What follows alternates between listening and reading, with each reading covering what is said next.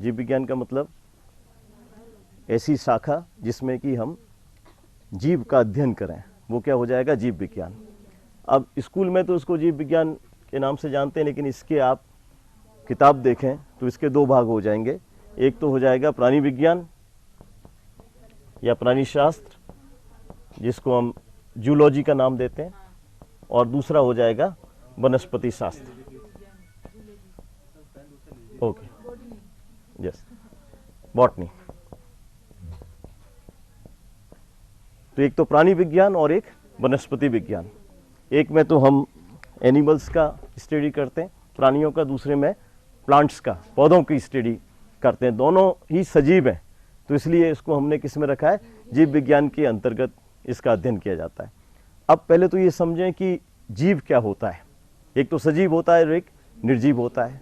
तो चाहे वो प्राणी हो चाहे वो पादप हो, दोनों ही किस में आते हैं? सजीव के अंतर्गत आते हैं। सजीव का मतलब हो गया लिविंग। अब हम कैसे पहचानें कि ये सजीव है और ये निर्जीव है? सजीव के अंदर आप देखें, सबसे पहली बात तो श्वसन की क्रिया होती है। यदि वो सांस लेने में सक्षम है, जो आप पढ़ेंगे, अभी आपको बताएंगे कौन कौन से आपको विषय में टॉपिक पढ़ने, तो सजीव के अंदर श्वास लेने की क्षमता होती है। हम श्वास ले रहे हैं इसीलिए हम जिंदा हैं। दूसरी बात, भोजन का ग्रहण, अंतर्ग्रहण भोजन का, जिसमें पाचन, जो भी सजीव होगा वो भोजन ग्रहण करेगा। इसके अलावा उत्सर्जन, जो भी अनावश्यक पदार्थ शरीर में बनते हैं वो विषैले होते हैं और उनको शरीर से बाहर निकालने की जो क्रिया होती है, जैसे मूत्र का जो विसर्जन होता है, वो उत्सर्जन की श्रेणी में आता है। ये भी आपके सिलेबस में टॉपिक है। इसके साथ साथ संचरण, जो भी पदार्थ होते हैं उनको शरीर में एक स्थान से दूसरे स्थान पर लेके जाना। जैसे हमारे अंदर कौन सा संरचना इस काम करने के लिए सक्षम होता है? रुधिर। रुधिर जो भी पदार्थ बनते हैं उनको एक स्थान से दूसरे स्थान पर लेके जाता है। और इसके साथ साथ वृद्धि, ग्रोथ। निर्जीव के अंदर कोई ग्रोथ नहीं होती, सजीव के अंदर वृद्धि होती है। और एक होता है जनन, यानी सजीव के अंदर अपने ही जैसी संतति पैदा करने की क्षमता होती है। कोई भी पादप होगा वो अपने जैसे पादप बनाएगा, कोई भी जंतु होगा वो अपने जैसे जंतु बनाएगा, तो जनन। इसके साथ साथ एक होता है गति एवं प्रचलन। ये क्रिया भी सजीव के अंदर पाई जाती है, निर्जीव के अंदर नहीं पाई जाती। दोनों में अंतर समझते हैं आप? गति और प्रचलन में क्या अंतर होता है?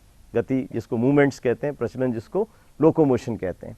कोई बताएगा क्या अंतर होता है? हाँ बताइए। या वेरी गुड। लोकोमोशन का मतलब होता है प्रचलन। जैसे जंतुओं में प्रचलन की क्रिया होती है, पादपों में प्रचलन की क्रिया नहीं होती। जंतु एक स्थान से दूसरे स्थान पर जा सकते हैं और एक ही स्थान पर रह करके हम अपने शरीर के आकार में कोई परिवर्तन करते हैं। जैसे मैं एक तरफ झुक जाता हूँ आगे या साइड में झुक जाता हूँ, तो ऐसे प्लांट्स के अंदर मूवमेंट्स हो सकता है। वो अपने शरीर के आकार में थोड़ा सा परिवर्तन कर सकते हैं, लेकिन कभी अपने स्थान को छोड़ करके दूसरी जगह नहीं जा सकते। तो ये सब जो लक्षण है ये सजीव के लक्षण होते हैं। तो सजीव को जिस शाखा के अंतर्गत हम जिसकी स्टडी करते हैं उसको हम कहते हैं जीव विज्ञान। अब इसमें जो प्राणियों का अध्ययन होगा वो प्राणी विज्ञान कहलाएगा, जो पादपों का अध्ययन होगा वो वनस्पति शास्त्र। अब आपसे जैसे कई बार ये सवाल आता है कि जंतु विज्ञान के जनक कौन थे? जनक समझते हैं? फाउंडर, फादर, जैसे कई बार पूछते हैं ना, फादर ऑफ जूलॉजी कौन है, फादर ऑफ बॉटनी कौन है? तो जंतु विज्ञान यानी जीव विज्ञान के जनक किसको कहते हैं? जीव विज्ञान के जनक सबसे पहले किस वैज्ञानिक ने सबसे पहले सजीवों के बारे में अध्ययन किया? उन्हीं को हमने नाम क्या दे दिया? Father of biology. Father of biology किसको कहेंगे?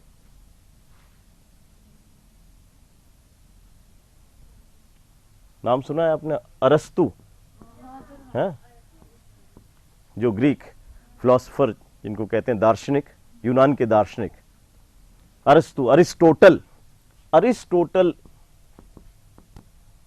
ने सबसे पहले जीवों का अध्ययन किया था, इसलिए अरिस्टोटल को हम फादर ऑफ बायोलॉजी यानी कि जीव विज्ञान के जनक का नाम देते हैं।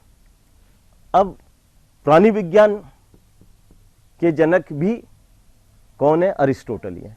प्राणी विज्ञान के जनक भी अरस्तु ही जाने जाते हैं।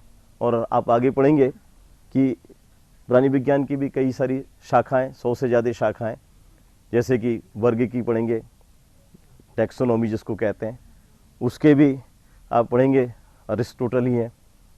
टैक्सोनॉमी पूछा जाए आपको आगे बताएंगे, मॉडर्न टैक्सोनॉमी पूछा जाएगा तो कैरोलस लिनियस हो जाएंगे।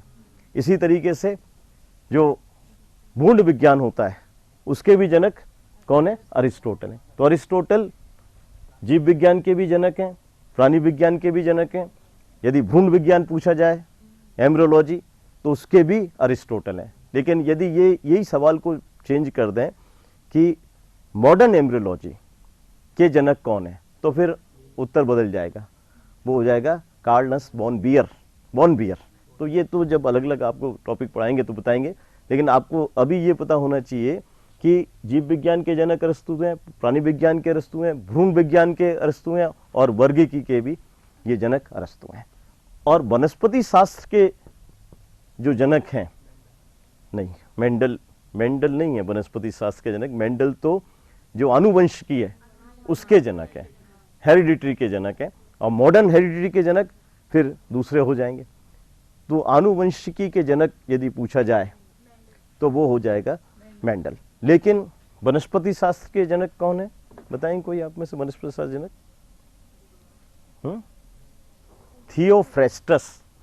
थियोफ्रेस्टस वैज्ञानिक जो हैं, थियोफ्रेस्टस वैज्ञानिक, ये वनस्पति शास्त्र के जनक होते हैं। तो अब जो आप पढ़ेंगे, प्राणी विज्ञान अलग से पढ़ेंगे और वनस्पति विज्ञान अलग से पढ़ेंगे। लेकिन कुछ आप देखेंगे, कुछ टॉपिक ऐसे हैं जो कॉमन है दोनों के अंदर, जैसे कि कोश का विज्ञान जंतु में भी होगा और प्लांट्स में भी होगा। कोश के जनन जंतु में भी होगा, प्लांट्स में भी होगा। थोड़ा अंतर आएगा, जंतु विज्ञान में सेल डिवीजन में अलग कैरेक्टर देखेंगे, वहाँ अलग लक्षण देखेंगे। इसके अलावा बायोटेक्नोलॉजी जो है वो दोनों के अंदर कॉमन है। अब ये देखिए आप, सजीव का जब अध्ययन करते हैं तो जो भी शरीर है, जैसे मानव शरीर, ह्यूमन बॉडी, आपको जो मैं स्टार्ट करूंगा वो ह्यूमन बॉडी से स्टार्ट करूंगा। शरीर, मानव शरीर की संरचना एवं कार्य की, संरचना को एनाटॉमी कहते हैं और कार्य को फिजियोलॉजी कहते हैं। यानी कि मानव शरीर है वो किससे मिलके बना हुआ है, हमारे शरीर में कौन कौन सी संरचनाएं होती हैं और वो संरचनाएं किस तरीके से कार्य करती हैं। एक तो पहले ये समझें, कोई भी लिविंग, चाहे वो प्राणी हो चाहे वो पादप हो, किससे मिलके बना हुआ है? कोशिकाओं से मिलके बना हुआ है। कोई भी जीव कोशिकाओं से मिलके बना हुआ है। सेल्स, अब देखिए साथ साथ आप जो महत्वपूर्ण जो जानकारी है वो भी साथ साथ आप लिखें, चाहे वो कोई भी टॉपिक के अंदर वो इंक्लूड हो। लेकिन पीएमटी बेस्ड क्वेश्चंस जो होते हैं, जैसे सेल है, तो सबसे पहले कोशिका किसने देखी थी? रॉबर्ट हुक वैज्ञानिक ने सबसे पहले कोशिका देखी थी, लेकिन वो निर्जीव कोशिका थी। और उन्होंने किसमें देखी थी ये कोशिका? नहीं, इलेक्ट्रॉन माइक्रोस्कोपी तो बहुत बाद में आया है। उन्होंने कोशिका का जो अध्ययन किया था वो नहीं, क्या देखा था, क्या कोशिका के रूप में क्या देखा था उन्होंने? कॉर्क कोशिका। कॉर्क की जो कोशिकाएं होती हैं, यानी कि प्लांट की कॉर्क की कोशिकाओं का सबसे पहले कॉर्क कोशिकाओं को अध्ययन किया था रॉबर्ट हुक ने सबसे पहले। और नाम जो सेल आया है वो भी वहीं से आया है। नाम सेल कैसे आया है? सेल आया है नाम सेला, सेला शब्द से सेल नाम की उत्पत्ति हुई है। सेला का मतलब क्या होता है, जैसे छोटी कोठरी जिसको कहते हैं ना, छोटा सा कमरा, केबिन जो उसको अपन इंग्लिश में कहते हैं। तो इस तरीके से उन्होंने ये देखा कि ये छोटी छोटी इस तरह की संरचनाओं से मिलके बना है। तो उसको सेला वर्ड का मतलब होता है, सेला शब्द का मतलब होता है स्मॉल क्यूबिकल, यानी कि छोटा स्थान, बहुत छोटा स्थान। तो बाद में इसको ए लेटर को बाद में हटा दिया गया और अभी तक जो नाम प्रचलित है वो क्या है, सेल। तो कोई भी जीव हो वो किससे मिलके बना हुआ है, कोशिकाओं से मिलके बना हुआ है। कोशिका को कैसे हम परिभाषित कर सकते हैं, कोशिका को कैसे, कौन कोशिका को सही ढंग से बताएगा, कैसे कहेंगे कोशिका को, क्या है कोशिका? संरचनात्मक और क्रियात्मक इकाई होती है। Very good. इसमें एक चीज की कमी है, इसमें क्या डेफिनेशन में, इसमें क्या है, एक वर्ड रह रहा है इसमें, कोशिका शरीर की सबसे छोटी संरचनात्मक, क्रियात्मक एवं जनन की इकाई है। बैठ जाइए, बहुत अच्छा, जनन की इकाई है। यानी तीन चीजें, एक तो सबसे छोटी संरचना शरीर में जो होती है उसको कोशिका कहते हैं, स्मॉलेस्ट यूनिट, स्ट्रक्चरल, यानी सबसे छोटी, कोशिका से छोटी संरचना नहीं है, सबसे छोटी एक तो संरचना हो गई, स्ट्रक्चर, संरचनात्मक इकाई, दूसरी कार्यात्मक इकाई, यानी कि हर एक कोशिका का एक निर्धारित कार्य होता है। हर कोशिका का, जैसे कि मान लो तंत्र का कोशिका है तो उसका काम है संवेदनाओं को एक जगह से दूसरी जगह पर प्रसारित करना। तो हर कोशिका की एक निर्धारित संरचना होती है, उसकी एक निर्धारित उसका कार्य होता है और वो जनन भी कर सकती है, जनन की भी इकाई है, यानी कि वो कोशिका अपने जैसी ही कोशिका और दूसरी बना सकती है। तो कोशिका क्या हो गई, शरीर की सबसे छोटी संरचनात्मक, क्रियात्मक एवं जनन की इकाई हो गई।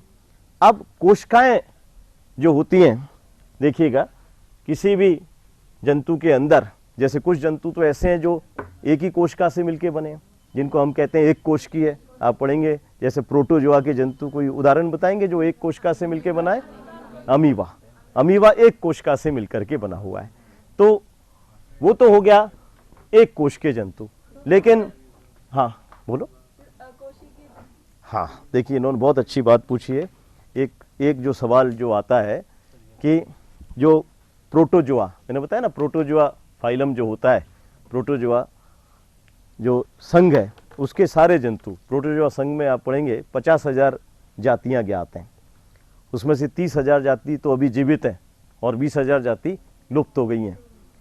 उनमें से कोई भी जाति ऐसी नहीं है जो एक से ज़्यादा कोशिकाओं से मिलकर बनी है। तो इसलिए प्रोटोजोआ को हम क्या कहते हैं, एक कोशिकीय। अब यदि ये पूछा जाए कि अमीबा है या प्रोटोजोआ है, और एक तो हम दे दें एक कोशिकीय, एक कोशिकीय, और दूसरा हम दे दें नहीं बहुकोशिकीय, वो तो ठीक है, बहुकोशिकीय तो नहीं है, लेकिन दूसरा एक हम देते हैं अकोशिकीय। अकोशिकीय का मतलब हो गया नॉन सेलुलर, है ना। और एक मैं दे देता हूं, मान लो अकोशिकीय और एक एसेलुलर। एसेलुलर तीन टर्म होती है, यूनिसेलुलर, नॉन सेलुलर और एसेलुलर। एसेलुलर, एसेलुलर को ही अकोशिकीय कहते हैं। दोनों का टर्म एक ही है लेकिन दोनों में अंतर है। तो इसमें से सही उत्तर क्या होगा कि प्रोटोजोआ के जंतु हैं वो क्या है, एसेलुलर है, यूनिसेलुलर नहीं होगा। इन्होंने जब ये क्वेश्चन पूछा इसलिए मैंने आपको बताया कि प्रोटोजोआ के जंतु यूनिसेलुलर तो हैं ही, नो डाउट, लेकिन उसमें सही क्या कहेंगे, उसके लिए एसेलुलर टर्म इस्तेमाल करेंगे। क्यों करेंगे कि सेल की, यदि मैंने अभी आपको परिभाषा जो बताई थी कि एक सेल एक ही काम कर सकती है, लेकिन प्रोटोजोआ के जो सदस्य हैं, अमीबा है या पैरामेशियम है, उसमें एक ही कोशिका शोषण भी कर रही है, पाचन भी कर रही है, जनन भी कर रही है, सारे कार्य कर रही है।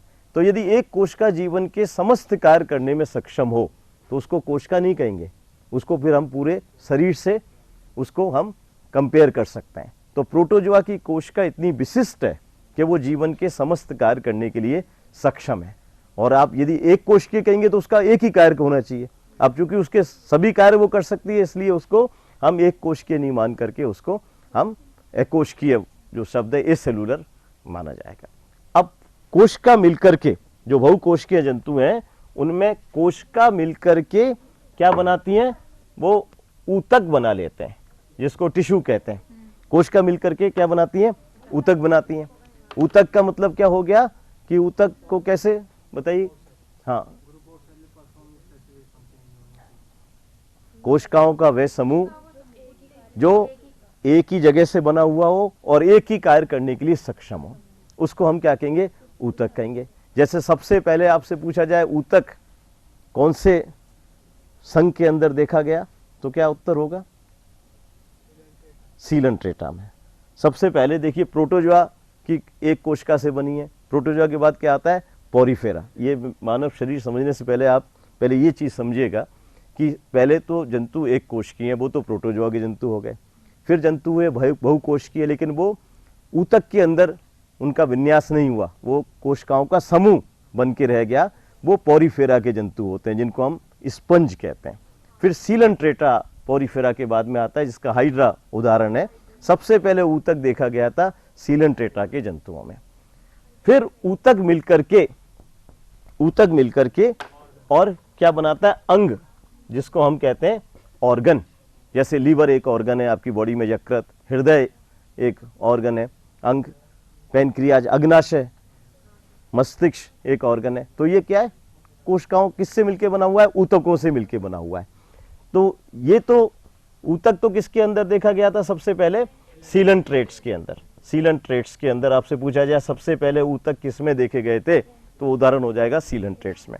और ये पूछ लिया जाए सबसे पहले अंग किस में देखे गए थे, प्लेटीहेल्मिन्थीज के अंदर। इसके बाद में कौन सा फाइलम आएगा, प्लेटीहेल्मिन्थीज।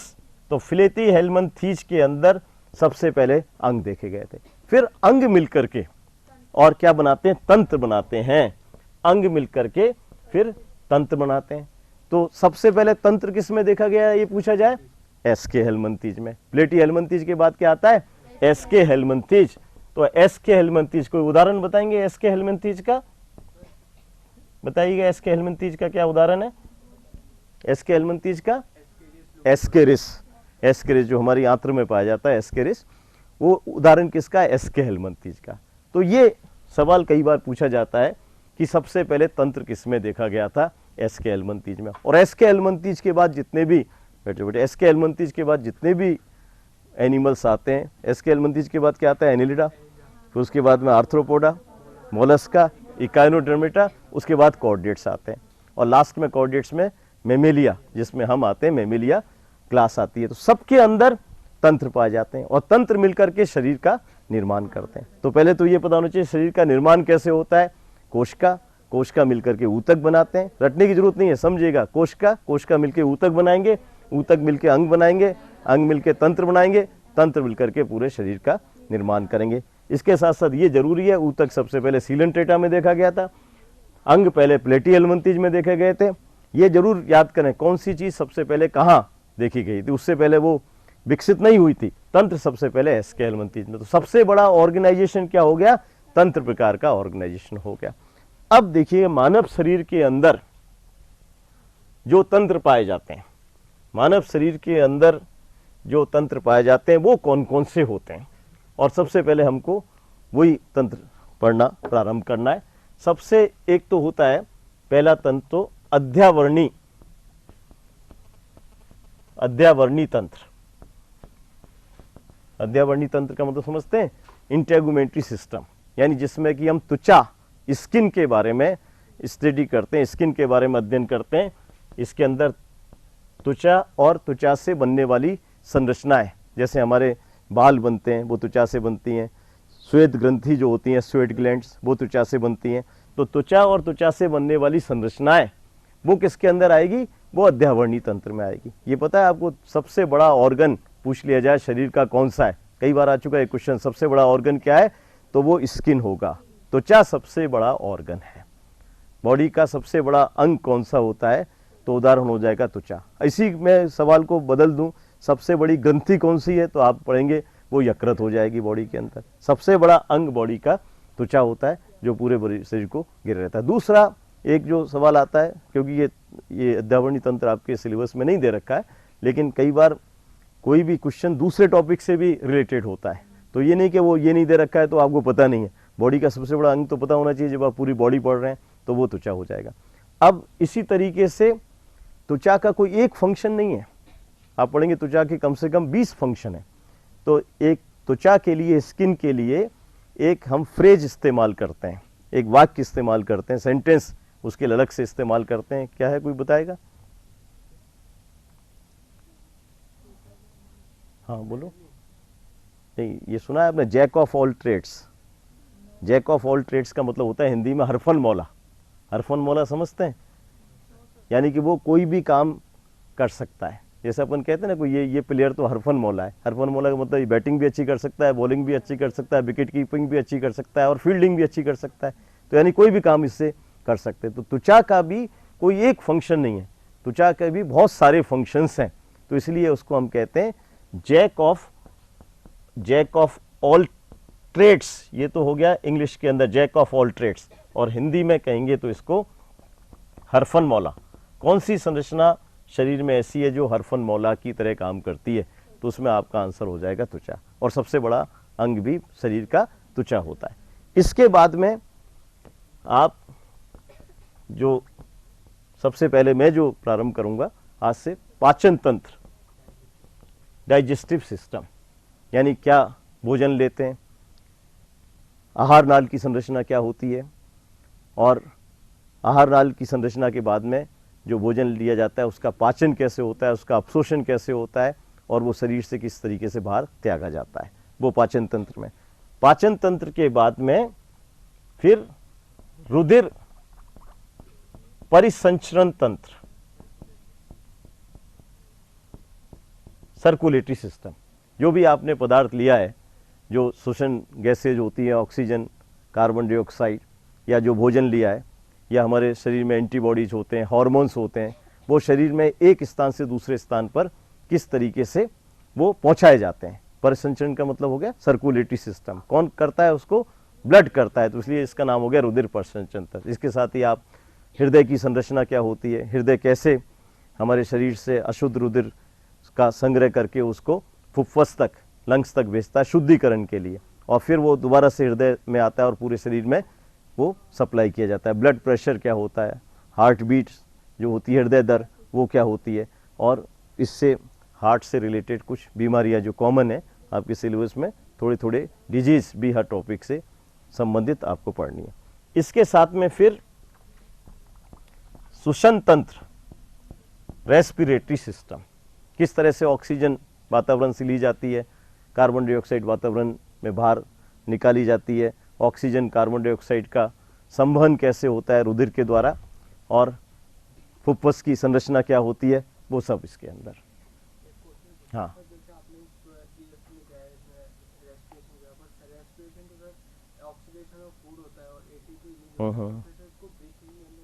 हाँ, वो अभी जब श्वसन तंत्र बताएंगे तो आपको बताएंगे। ये पूछना चाहते हैं श्वसन में और ब्रीदिंग में, ब्रीदिंग समझते हैं, सांस लेने की क्रिया, उन दोनों में क्या अंतर होता है।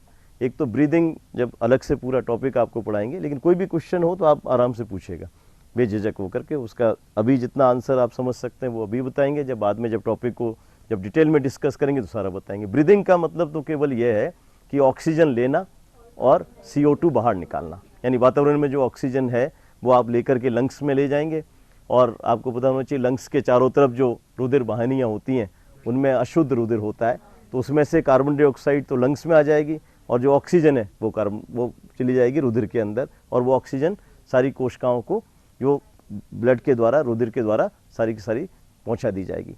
अब केवल ब्रीदिंग पूछा जाए तो उसका मतलब तो हो गया सांस लेना और सांस बाहर निकालना।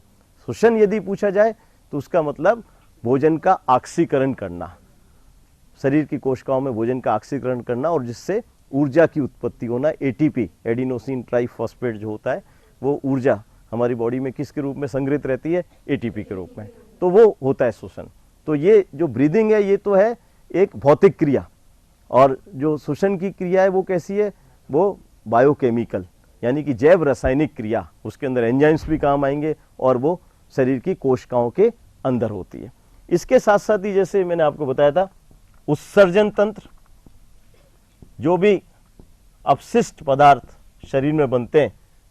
कौन सा अपशिष्ट पदार्थ बनता है हमारे शरीर में? Main urea. तो यूरिया को शरीर से कैसे बाहर निकाला जाएगा? मूत्र के साथ में बाहर निकाला जाता है। तो इसमें आप पढ़ेंगे जो वृक्क की संरचना होती है और किस तरीके से मूत्र नलिका में मूत्र का निर्माण होता है और उत्सर्जित तंत्र से संबंधित कौन सी बीमारियां होती हैं। इसी तरीके से तंत्र का तंत्र, नर्वस सिस्टम,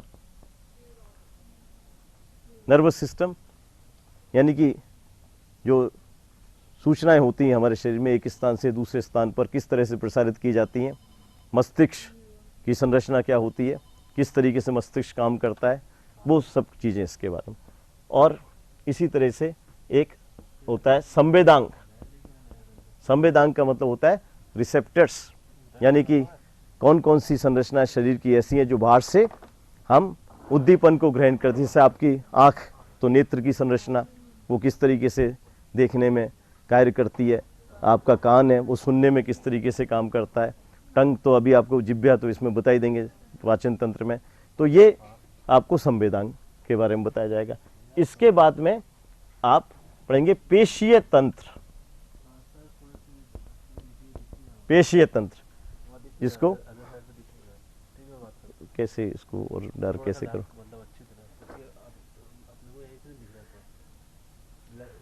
ब्लैक दे दीजिएगा, इनको हटा दें, बाकी पेन को तो ये रहेगा नहीं ना, इसको हटा देते हैं, ब्लैक को ही रख देते हैं ना।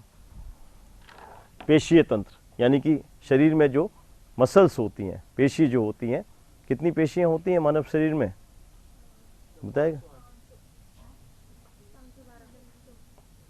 512, 508 और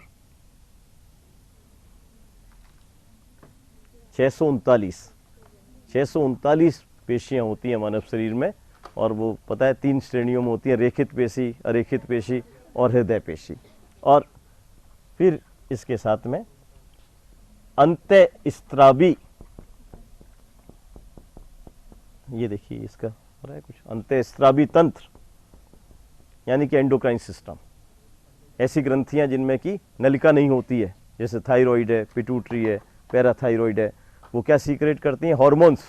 हार्मोन्स के क्या कार्य होते हैं, हार्मोन की कमी से कौन सी बीमारी होती है, हार्मोन के ज़्यादा होने से कौन सी बीमारी होती है, ये सब। और एक आप पढ़ेंगे जनन तंत्र, रिप्रोडक्टिव सिस्टम, यानी कि जो नर जनन तंत्र और मादा जनन तंत्र, कौन कौन सी संरचनाएं जनन तंत्र में आती हैं, उनकी संरचना किस तरह से कार्य करती हैं, और युग्मक का निर्माण किस तरह से होता है। जैसे कि नर जनन तंत्र में स्पर्म का, शुक्राणु का निर्माण किस तरीके से होता है, मादा जनन तंत्र में अंडाणु का निर्माण किस तरीके से होता है, ये सब इसके अंदर आए। तो हमारा जो शरीर है, इसके अलावा कंकाल तंत्र भी होता है, इन तंत्रों से मिलकर के बना होता है। तो इसमें से काफ़ी कुछ आपके सिलेबस में है और उसी के सिलेबस के अनुसार ही ज़्यादा से ज़्यादा चीज़ें आपको जानकारी देंगे। आप लिखते भी रहिएगा साथ साथ में जो जो इन्फॉर्मेशन आपको बताई जाए। अब देखिए, शुरू में हम आज जो ले रहे हैं मानव शरीर की संरचना में पाचन तंत्र, आप लिखिएगा डाइजेस्टिव सिस्टम, पाचन तंत्र।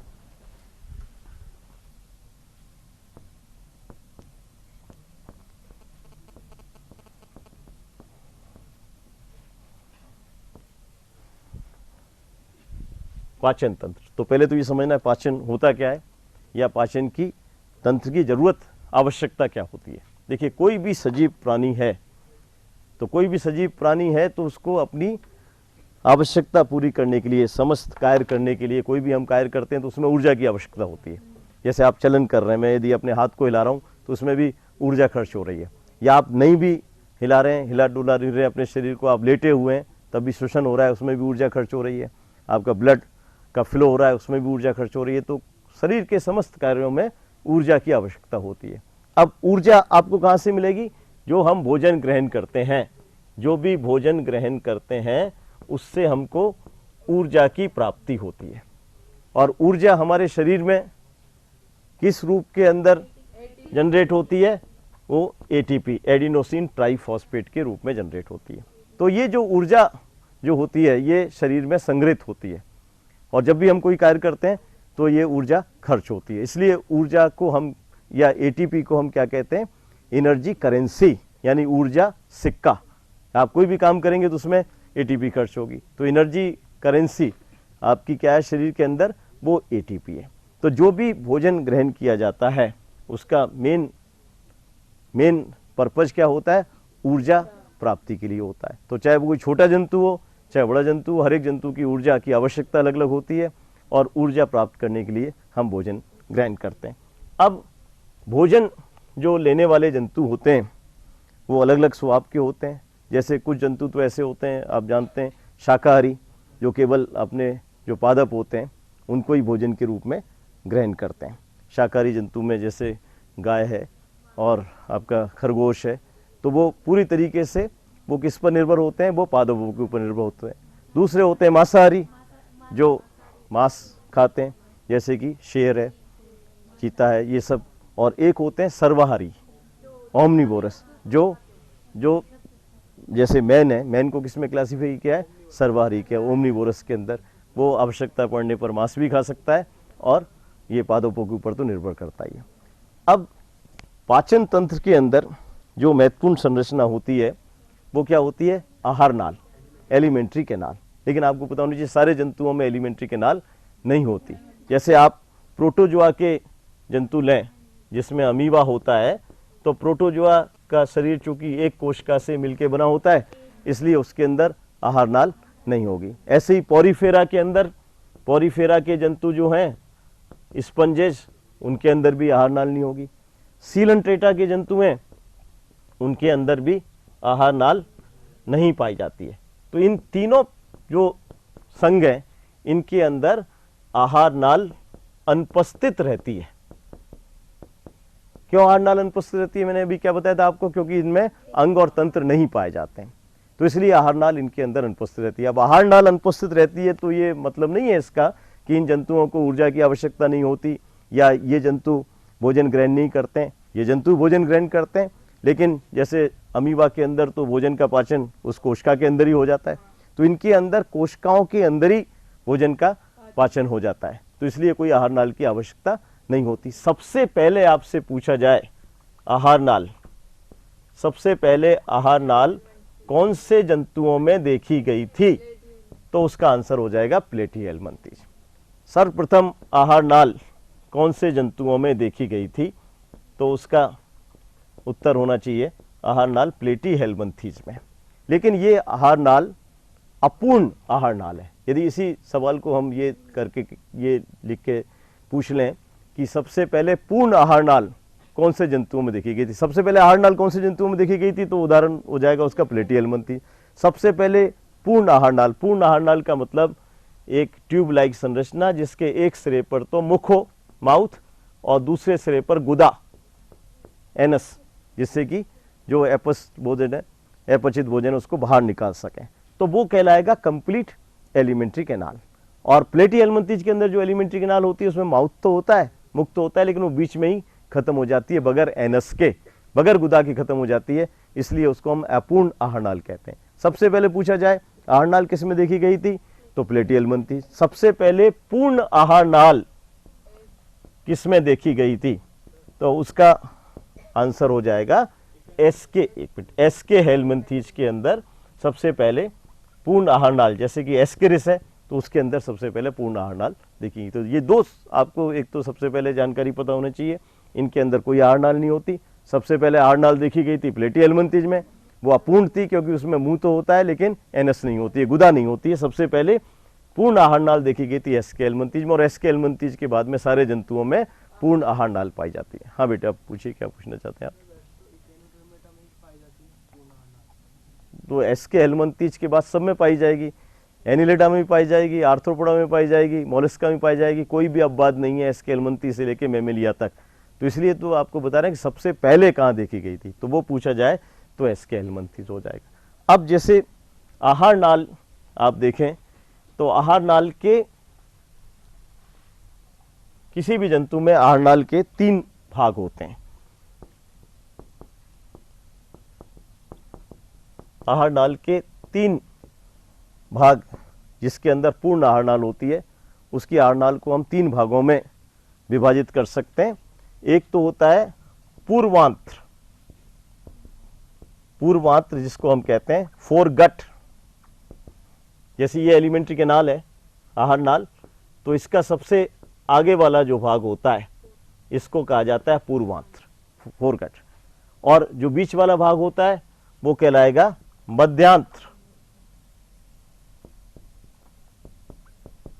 यानी कि मिडगट। और सबसे पीछे वाला जो भाग होगा पश्चांत्र, यानी कि हाइंडगट। फोरगट, मिडगट, हाइंडगट, 3 भाग हो गए। ये हो जाएगा मध्यांत्र और ये हो जाएगा पश्चांत्र। अब देखिए तीनों भागों में क्या अंतर होता है। पूर्वांत्र जो होता है ये सबसे अग्रभाग, एक आप इस तरह से बना लीजिएगा। तीनों में अंतर क्या होगा, ये सबसे अग्रभाग जो होता है आहार नाल का वो कहलाता है पूर्वांत्र। और नाम से ही पता चल रहा है जो मध्य भाग है वो कहलाएगा मध्यांत्र और ये पश्च भाग हो गया। अब देखिए ये छोटा होता है, पूर्वांत्र है ये छोटा होता है, मध्यांत्र सबसे बड़ा भाग, सबसे बड़ा भाग आहार नाल का कौन सा होगा, मध्यांत्र होगा। फिर ये भाग भी आगे जाकर के छोटा हो जाएगा। सबसे जो महत्वपूर्ण जो अंतर होता है, आप जानते हैं कि जब विकास होता है, पूर्ण विज्ञान आप पढ़ेंगे, सबसे पहले तो क्या बनता है, जाइगोट, युग्मक जिसको जानते हैं, युग्मनज। उसके बाद बनता है ब्लास्टूला, पहले मोरूला बनता है, फिर ब्लास्टूला, फिर गैस्ट्रूला बनता है। गैस्ट्रूला नाम सुना है आपने? गैस्ट्रूला के अंदर 3 जनन स्तर बन जाते हैं। एक तो बनता है एक्टोडर्म, एक मीजोडर्म और एक एंडोडर्म। एक्टोडर्म का मतलब बाह्य जनन स्तर, मीजोडर्म का मतलब मध्य जनन स्तर और एंडोडर्म का मतलब हो गया आंतरिक जनन स्तर।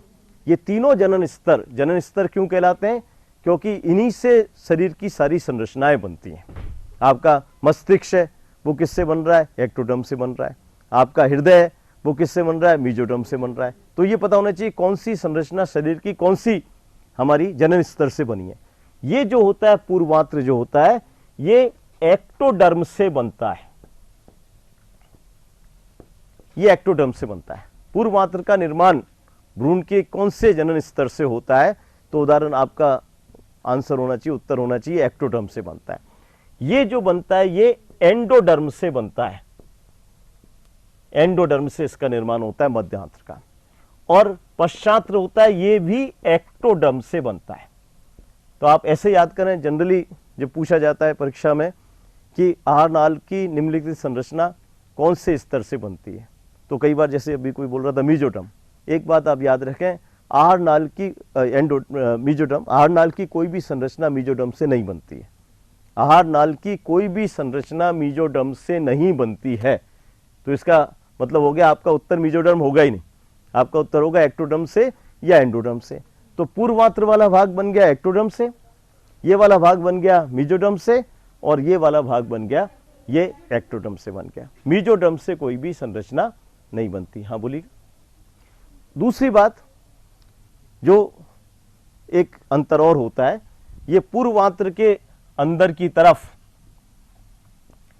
क्यूटिकल पाई जाती है, क्यूटिकल का आवरण होता है पूर्वांत्र के अंदर। यहां आप लिखेंगे अंदर क्यूटिकल का आवरण पाया जाता है।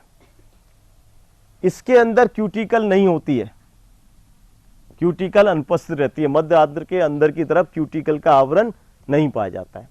और फिर पश्च आंत्र के अंदर फिर क्यूटिकल का आवरण पाया जाता है। यहां क्यूटिकल का आवरण होता है अंदर की तरफ, यहां क्यूटिकल नहीं पाई जाती है और यहां क्यूटिकल का आपके आवरण पाया जाता है। ये इसके अंदर अंतर होते हैं। अब अभी आपको जो पार्ट बताएंगे आहार नाल के कौन कौन से पार्ट होते हैं, तो सबसे पहले ये पता होना चाहिए कि हमारे पूर्वांत्र में आहार नाल के कौन कौन से भाग आते हैं। आपको मैंने क्या बताया था अभी, आहार नाल का प्रारंभ किससे होता है, मुख से। और इसके बाद आप मुख के बाद आप पढ़ेंगे, जो अभी आपको बताएंगे, एक संरचना होती है मुख गुहिका, बक्कल कैविटी, यानी ये वाला भाग और ये वाला भाग बक्कल कैविटी। तो मुख और मुख गुहिका ये किससे बनती है, ये आपके पूर्व आंत्र का भाग होता है। तो यहां आप नीचे लिखेंगे ये मुख और मुख गुहिका। पूर्व आंत्र में क्या आएगा? मुख एवं मुख गुहिका। मुख का माउथ हो गया एवं मुख गुहिका यानी कि बक्कल कैविटी। ये तो किसके अंदर बनेगा? ये पूर्वांत्र के अंदर बनेगा। अब पश्च मध्य आंत्र जो होता है वो आरनाल का सबसे बड़ा भाग होता है। मध्य आंत्र का प्रथम भाग क्या होता है ये पूछा जाए। ग्रसनी, फेरिंग्स। मुख गुहिका के बाद क्या होती है? ग्रसनी। तो ग्रसनी से लेकर के ग्रसनी के बाद क्या आएगा? ग्रासनाल, इसोफेगस, और उसके बाद में क्या आता है? आमाशय, और आमाशय के बाद क्या आता है? आंत्र, इंटेस्टाइन।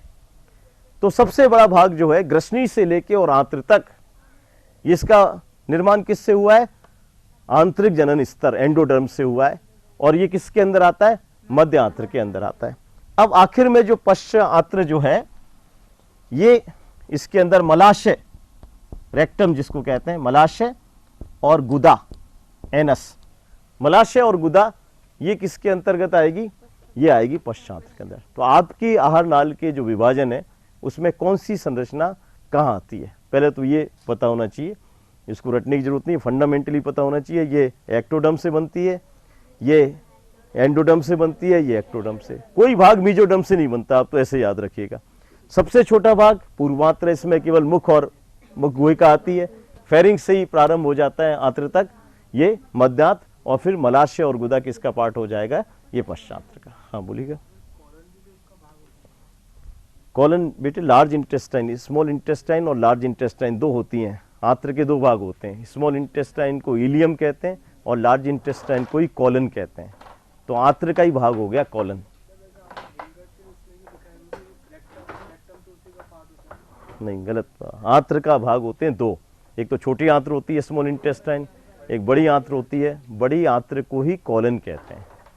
कॉलन बड़ी आंत्र को ही कहते हैं। कॉलन के बाद में, बड़ी आंत्र के बाद में होता है मलाशय, रेक्टम, जिसमें कि अपचित भोजन संग्रहित किया जाता है कुछ घंटों के लिए, और उसकी जो बाहर जो द्वार होता है, उसकी जो ओपनिंग होती है, उसको हम कहते हैं गुदा।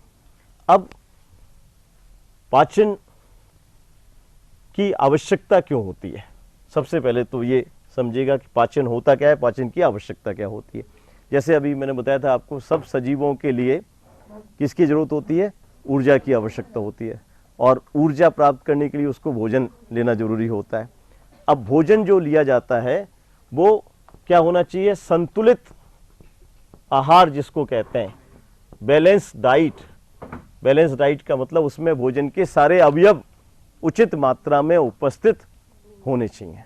अब भोजन के अंदर संतुलित आहार में कौन कौन से अवयव होने चाहिए? एक तो कार्बोहाइड्रेट्स हम लेते हैं भोजन के रूप में, जैसे आप ब्रेड लेते हैं, कार्बोहाइड्रेट्स। तो कैसे इसको कैसे मैनेज करें बताइए आप अभी जो पहले वाला जो बाहर हो रहा था वो फिजिक्स वाला, तो उसमें कौन सा, यही तो आप दे रहे होंगे।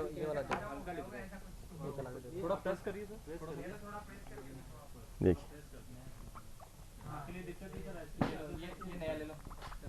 अब ये तो इसकी विजिबिलिटी तो ज़्यादा इंक इसमें, तो इनको आप हटा दो फिर, है ना, फिर वही हाथ में आना चाहिए। चलो ठीक है। प्रोटीन्स, अब देखिए इसमें कुछ विजिबिलिटी बढ़ रही है क्या?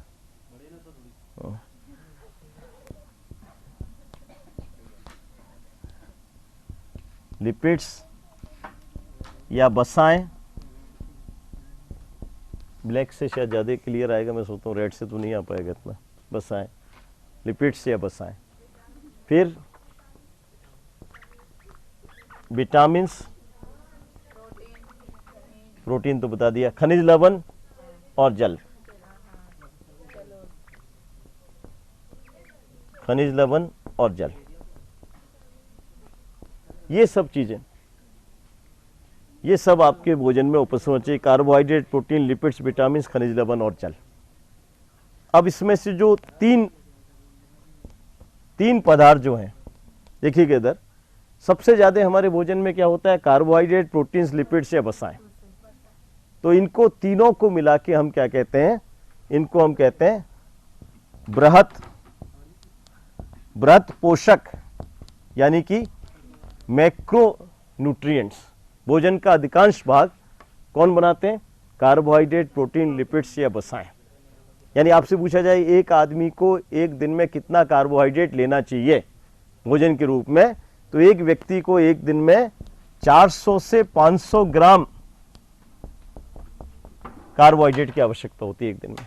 एक सामान्य व्यक्ति को एक दिन में 400 से 500 ग्राम कार्बोहाइड्रेट की भोजन में आवश्यकता होती है।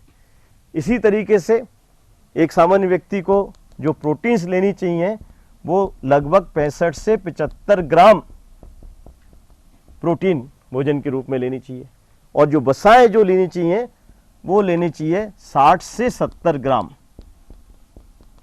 ये वसाएं काम में लेनी चाहिए। तो ये सब कुछ जो है कार्बोहाइड्रेट 400 से 500 ग्राम, 65 से 75 ग्राम प्रोटीन, 60 से 70 ग्राम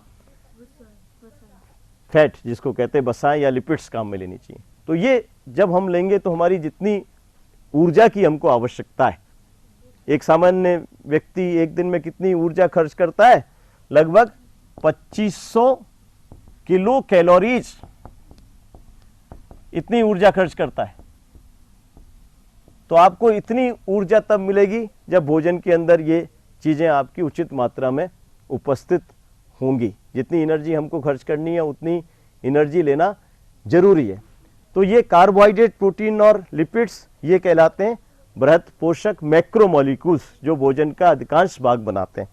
अब ये चूंकि कम मात्रा में होते हैं, विटामिन्स, खनिज लवण और जल कम मात्रा में होते हैं, लेकिन उतना ही इनकी उपस्थिति भी जरूरी है। इनको हम कहते हैं लघु पोषक। लघु पोषक का मतलब हो गया माइक्रो न्यूट्रिएंट्स, यानी कि ये कम मात्रा में उपस्थित होते हैं। तो कम मात्रा में उपस्थित होते हैं तो ये मतलब नहीं है कि ये नहीं भी होंगे तब भी हमारा भोजन संतुलित कहलाएगा, हमारा भोजन असंतुलित कहलाएगा, क्योंकि विटामिन्स चाहे बहुत कम मात्रा में, लेकिन विटामिन्स की उपस्थिति जरूरी है। कि विटामिन्स की कमी से आप पढ़ेंगे अनेक रोग शरीर में ये प्रकट होने लगते हैं। इसी तरह से खनिज लवण की भी कमी से रोग हो जाते हैं, और जल तो बहुत जरूरी है। मानव शरीर में कितना जल होता है? कितना % जल होता है मानव शरीर में? 95 नहीं, 70%, 70% जल होता है मानव शरीर के अंदर। 70% जल पाया जाता है। जल बहुत जरूरी है, क्योंकि आपका जो कोशिका द्रव्य साइटोप्लाज्म है या जीव द्रव्य प्रोटोप्लाज्म, उसमें सारी जो क्रियाएं होती हैं वो जल की उपस्थिति में ही संभव होती हैं। तो इसलिए जल का होना जरूरी है। 70% मानव शरीर के अंदर जल पाया जाता है। अब इसके अंदर से आपसे पूछा जाए कि कौन से पदार्थ ऐसे हैं जो ऊर्जा उत्पादक है। ऊर्जा उत्पादक पदार्थ हमारे भोजन के अंदर कौन से हैं? यदि ये पूछा जाए कि कौन से पदार्थ भोजन में ऐसे हैं जिससे हमको एनर्जी मिलती है, ऊर्जा उत्पादक पदार्थ कौन से हैं, तो ऊर्जा उत्पादक पदार्थ कौन से होगा? कार्बोहाइड्रेट होगा और लिपिड्स होगा। कार्बोहाइड्रेट्स और वसाओं से हमको ऊर्जा की प्राप्ति होती है। सबसे ज़्यादा तो हम ऊर्जा हमको किससे मिलती है? ग्लूकोज से। जो भी आप कार्बोहाइड्रेट लेते हैं किसी भी रूप में लें, कार्बोहाइड्रेट चाहे आप चपाती खाते हैं या चावल खाते हैं, कार्बोहाइड्रेट होगा। आप पढ़ेंगे वो पाचन क्रिया के बाद कार्बोहाइड्रेट ग्लूकोज में परिवर्तित हो जाएगा, और ग्लूकोज का ऑक्सीकरण होता है, उससे हमको एनर्जी की प्राप्ति होती है। तो कार्बोहाइड्रेट। दूसरा स्रोत क्या होता है? वसाएं, लिपिड। जब आप कार्बोहाइड्रेट को यूज में ले लेते हैं पूरी तरीके से, तो बाद में आपको एनर्जी की जरूरत होती है, तो किससे मिलती है? वसा से मिलती है। अब आपसे पूछ लिया जाए कि 1 ग्राम कार्बोहाइड्रेट है, 1 ग्राम कार्बोहाइड्रेट का यदि आप जैविक ऑक्सीकरण करते हैं तो कितनी हमको ऊर्जा की प्राप्ति होती है? 1 ग्राम कार्बोहाइड्रेट से कितनी ऊर्जा की प्राप्ति होती है शरीर में? 1 ग्राम से नहीं होता वो। 1 ग्राम ऊर्जा का यदि जैविक ऑक्सीकरण किया जाए तो कितनी ऊर्जा की प्राप्ति होती है?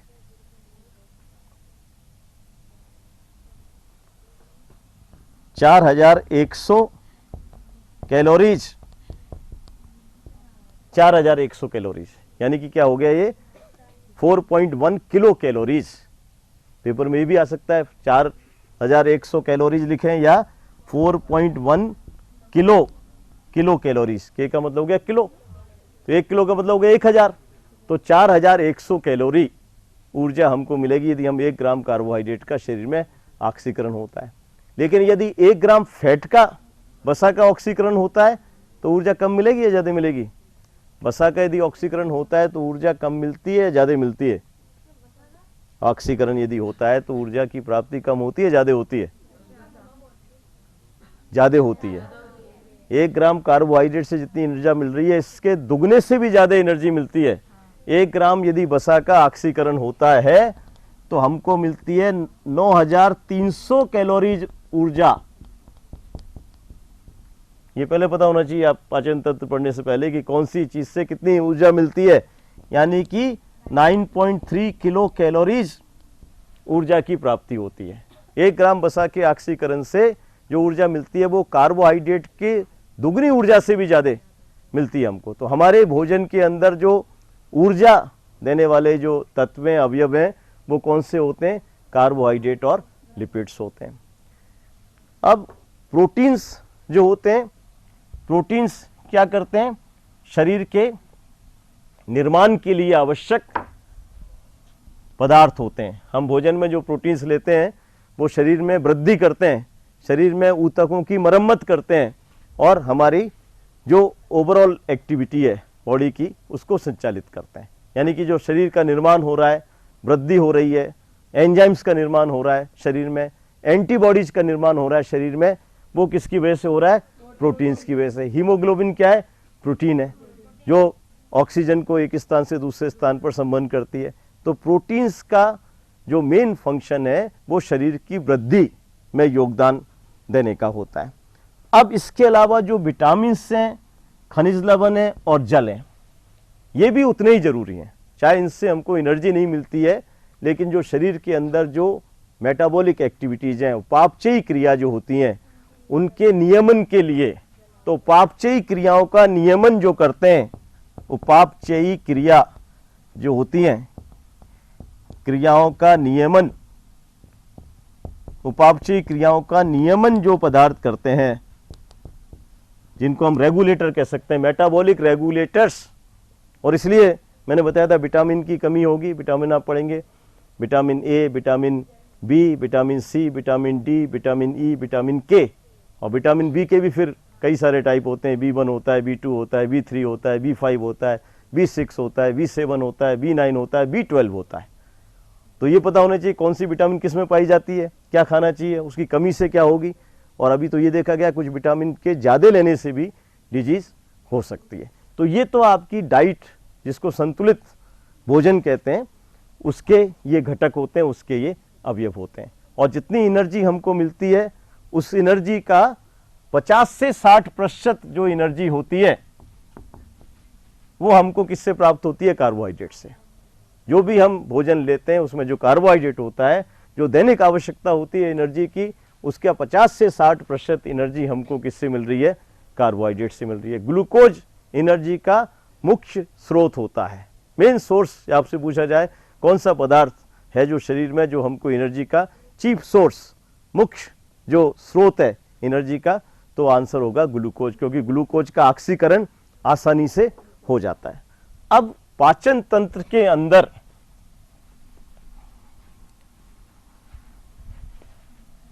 दो तरह का पाचन होता है। पाचन का पहले तो समझिए पाचन का मतलब क्या होता है, पाचन जरूरी क्यों होता है, क्या मतलब होता है पाचन का? हाँ बताइएगा।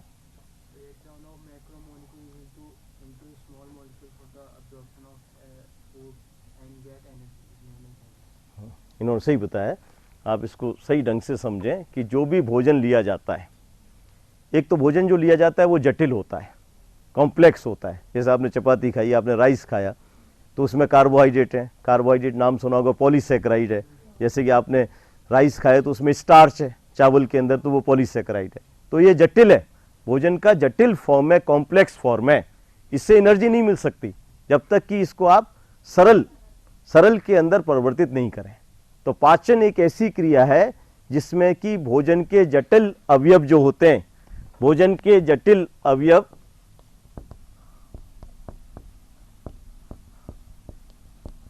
भोजन के जटिल अवयव किस में परिवर्तित हो जाते हैं?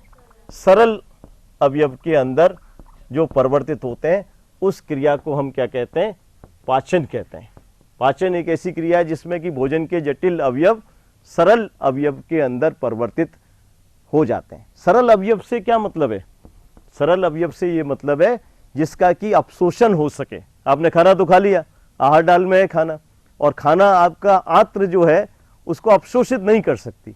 ये बताए एनर्जी कैसे मिलती है, ऊर्जा कैसे मिलती है? पहले तो भोजन जटिल से सरल में परिवर्तित हो जाएगा, फिर सरल अवयव जो है वो जो आंत्र जो है उसको अपशोषित करेगी, और वो सरल अवयव फिर कहाँ पर आएंगे? रुधिर में आएंगे। रुधिर उसको स्थानांतरित करेगा बॉडी की कोशिकाओं में, और बॉडी की कोशिकाओं में उस भोजन के सरल अवयव का दहन होगा, ऑक्सीकरण होगा ऑक्सीजन की प्रेजेंस में। आपने नाम सुना हो ग्लाइकोलाइसिस, क्रेब्स साइकिल, और उससे आपको कार्बन डाइऑक्साइड, पानी और ऊर्जा की प्राप्ति होगी। तो जब तक बॉडी सेल्स में नहीं जाएगा भोजन, तब तक आप कितना भी खाते रहिएगा, आपको केवल ये लगेगा मैंने अपना स्टोमक फुल कर लिया है, मैंने अपनी खाने की जो प्रोसेस है वो पूरी कर ली है, लेकिन आपको एनर्जी नहीं मिलेगी। तो इसलिए पाचन क्रिया जरूरी है कि जटिल अवयव को सरल अवयव में परिवर्तित करना। सरल अवयव का मतलब वो अपशोषित हो सके, जिसका अपशोषण हो सके, और अपशोषण होने के बाद में वो रुधिर के द्वारा कहां पर पहुंच जाए? बॉडी कोशिकाओं तक पहुंच जाए, और कोशिकाओं में पहुंचने के बाद में जैसे मैंने बताया तो उसका दहन हो और उससे हमको ऊर्जा की प्राप्ति हो। तो ये किसके द्वारा होता है? पाचन। पाचन के अंदर आप पढ़ेंगे कई सारे पाचकीय रस होते हैं जिनको हम कहते हैं डाइजेस्टिव जूस। पाचकीय रस, पाचकीय रस होंगे, और पाचकीय रस के अंदर क्या होते हैं? विभिन्न प्रकार के एंजाइम्स होते हैं, विभिन्न प्रकार के एंजाइम्स पाए जाते हैं, और इस एंजाइम्स की वजह से ही भोजन का पाचन संभव है। अब चूंकि ये बॉडी की कोशिकाओं के अंदर हो रहा है, तो ये कैसा प्रोसेस हो गया? ये बायोकेमिकल प्रोसेस हो गया, जैव रासायनिक क्रिया जो हो गई। बॉडी के बाहर नहीं हो रहा है, बॉडी के अंदर हो रहा है, तो इसको हम जैव रासायनिक क्रिया कहते हैं। तो ये तो मतलब हो गया पाचन क्यों होता है, पाचन क्यों जरूरी है। अब पाचन दो तरह का होता है, एक तो होता है पाचन के प्रकार। पाचन के प्रकार, पाचन दो तरह का होता है। एक तो कहलाता है पाचन अंतःकोशिकीय पाचन। अंतःकोशिकीय पाचन, अंतःकोशिकीय समझते हैं? सेल के कोशिका के अंदर, इंट्रासेलुलर कोशिका के अंदर यदि पाचन हो रहा है तो उसको हम कहेंगे अंतःकोशिकीय पाचन। अंतःकोशिकीय पाचन क्या? एक सरल पाचन है, और ये ऐसे जंतुओं में होता है जिनके अंदर आहार नाल विकसित नहीं होती पूरी तरीके से।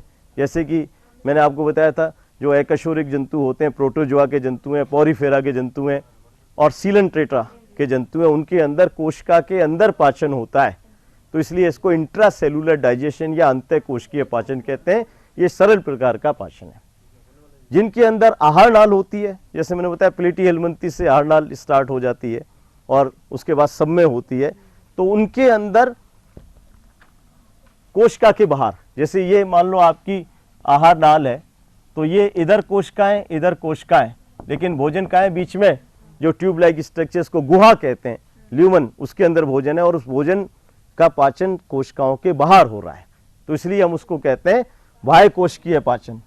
बाह्य कोशिकीय पाचन यानी कि एक्स्ट्रा सेलुलर डाइजेशन, बाह्य कोशिकीय पाचन। तो एडवांस टाइप का डाइजेशन कौन सा हुआ? बाह्य कोशिकीय पाचन। और प्रिमिटिव आदिम प्रकार का डाइजेशन कौन सा हुआ? वो अंतःकोशिकीय पाचन। बाह्य कोशिकीय पाचन का एक नाम और होता है। आपसे पूछा जाए हमारे अंदर कौन सा पाचन होता है, तो बाह्य कोशिकीय पाचन होगा, और अमीबा में कौन सा पाचन होता है, तो अंतःकोशिकीय पाचन होगा। अब बाह्य कोशिकीय पाचन का एक नाम और होता है, वो क्या होगा? इंटरसेलुलर डाइजेशन, अंतरकोशिकीय पाचन। देखिए दोनों में समझिएगा अंतर क्या है। एक में तो मैंने लिखा है अंतःकोशिकीय, अंतः का मतलब तो हो गया इंट्रा, सेल के अंदर, कोशिका के अंदर जो पाचन हो रहा है, फूड वैक्यूल के अंदर, खाद्य रसदानी जिसको कहते हैं, वो तो होगा अंतःकोशिकीय पाचन। और गुहा के अंदर जो पाचन हो रहा है ट्यूब लाइक संरचना में, वो बाह्य कोशिकीय तो होगा ही, इसको अंतरकोशिकीय कह सकते हैं। अंतरकोशिकीय क्यों कह सकते हैं? इधर भी कोशिकाएं इधर भी कोशिकाएं, तो कोशिकाओं के बीच में हो रहा है, तो इसको हम अंतरकोशिकीय पाचन कह सकते हैं। सबसे पहले ये पूछा जाए आपसे कि अंतरकोशिकीय पाचन, इंटरसेलुलर डाइजेशन या एक्स्ट्रा सेलुलर डाइजेशन कौन से जंतुओं में देखा गया? सबसे पहले कौन से जंतुओं में अंतरकोशिकीय या बाह्यकोशिकीय पाचन देखा गया? सीलेंट्रेट्स के अंदर, हाइड्रा के अंदर दोनों तरह का पाचन पाया जाता है। ये जरूर आप ज़्यादा से ज़्यादा लिख के लेके जाएं। सबसे पहले ये चीज़ कहाँ देखी गई थी? मैंने आपको और भी चीज़ें बताई आज लेक्चर में। सबसे पहले देखिए प्रोटोजोआ और पोरीफेरा कोशिका के अंदर पाचन होगा, तो वो तो मैंने आपको बता दिया अंतरकोशिकीय पाचन। सीलेंट्रेटा के अंदर जिसमें हाइड्रा आता है, दोनों तरह का पाचन पाया जाता है, अंतरकोशिकीय भी होगा और उसके अंदर सीलेंट्रॉन होती है हाइड्रा के अंदर, जठर वाहिनी गुहिका जिसको कहते हैं, गैस्ट्रोवेस्कुलर कैविटी या सीलेंट्रॉन, उसके अंदर भी पाचन होता है। तो सबसे पहले आपसे पूछा जाए अंतरकोशिकीय पाचन, तो एक ही आंसर होगा सीलेंट्रेट्स के अंदर। और इसी सवाल को मैं ऐसे कह दूं कि कौन से जंतु ऐसे हैं जिसमें दोनों तरह का पाचन होता है, यानी कि अंतरकोशिकीय भी हो रहा है और अंतरकोशिकीय भी हो रहा है, तब भी आंसर क्या हो जाएगा? वो सीलेंट्रेट्स हो जाएगा, हाइड्रा। दोनों का ही आंसर सीलेंट्रेट्स होगा। सबसे पहले अंतरकोशिकीय या बाह्यकोशिकीय पाचन किस में देखा गया था? सीलेंट्रेट्स में। दोनों प्रकार का पाचन किस में होता है? तब भी आंसर सीलेंट्रेट्स होगा। तो ये तो आपको एक सामान्य जानकारी जो बताई है, कौन कौन से बॉडी में सिस्टम्स होते हैं, कैसे बनते हैं और पाचन तंत्र के अंदर क्या क्या पाया जाता है। अब आप आगे क्या पढ़ेंगे ये बता दें आपको। पाचन तंत्र में एक तो आहार नाल होती है जो मुख से स्टार्ट होगी और गुदा तक जाएगी। उसके अंदर अलग अलग पार्ट होते हैं। मुख है, मुख ग्रासन गुहिका है, ग्रासनाल है, स्टोमक है, और इंटेस्टाइन है, मलाशय है और एनस है। और इसके अलावा पाचन ग्रंथियां होती हैं। पाचन ग्रंथियां का मतलब जैसे कि एडिनल ग्रंथि नहीं, एडिनल तो अंतःस्रावी ग्रंथि होती है। पाचन ग्रंथि आप पढ़ेंगे कल। पाचन ग्रंथि में लार ग्रंथियां होती हैं, यकृत होता है और उसके अंदर अग्नाशय उसके अंदर होता है। ये पाचन ग्रंथियां होती हैं इसके अंदर। इसकी स्ट्रक्चर, पूरी संरचना पढ़ेंगे, फिर उसके बाद में कार्यकी पढ़ेंगे। तो पहले तो समझिएगा आप, और जो इम्पोर्टेंट इंफॉर्मेशन है वो सब लिख के लेके जाएं, एडवांस इंफॉर्मेशन। और कोई भी डाउट हो तो आप तुरंत उसको पूछें। आज का लेक्चर आपने पढ़ा है, इसको पढ़िएगा, कल इससे रिलेटेड कुछ पूछना है तो वो पूछें।